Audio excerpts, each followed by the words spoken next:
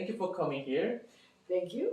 Yes, and if you don't mind, can you introduce yourself? Yes. I'm Alexandra Ivanov, or that's the Americanization of my name.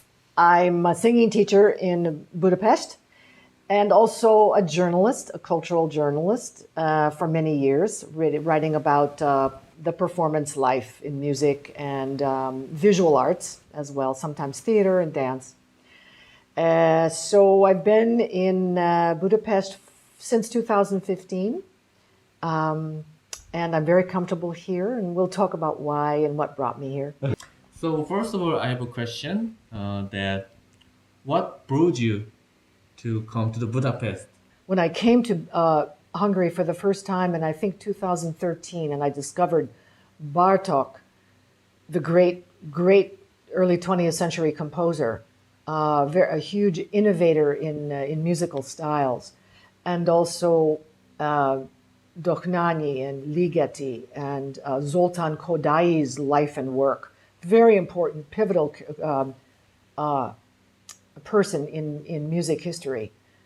So at the end of 2015, by chance, a friend of mine who was also a journalist was living here.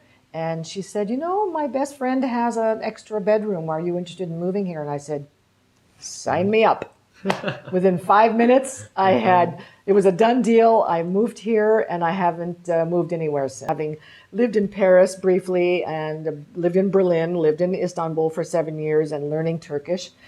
Now it was the task of a new culture and a new language, and it's learning Hungarian is quite a challenge, but it's nevertheless quite fascinating, and I continue to persevere. I'll get there.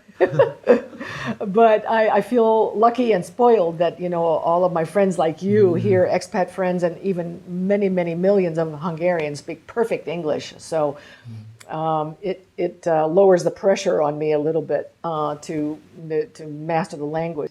I'm a real fan of the architecture here, which is primarily great examples of Art Nouveau, which was a visual arts and architecture era approximately from 1890s. Maybe I saw one of the examples in the Central Market. Okay, let's talk about your expat writer in the Budapest.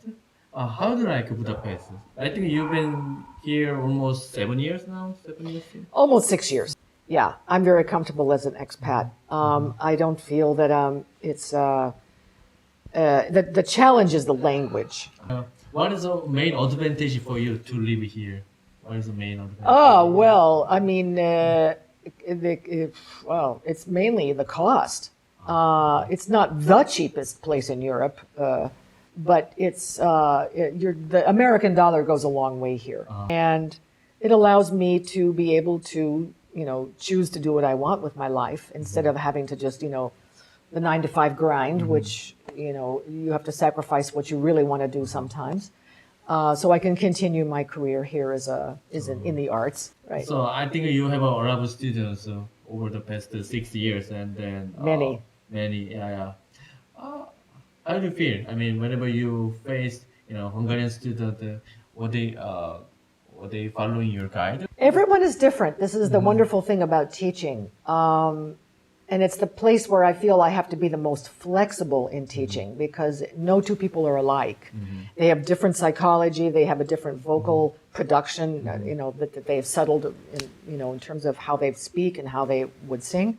So basically, I work on a very fundamental level so that it's all about the mechanics, the foundation of how you make sound. We learn in order to teach.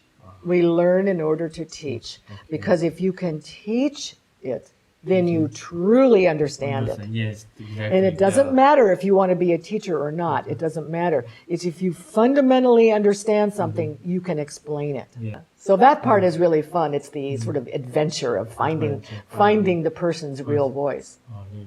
Yeah. And then developing it in the style that you want to go, you know, whether it's opera or it's pop rock or whether it's operetta or jazz or anything, no problem. Yeah.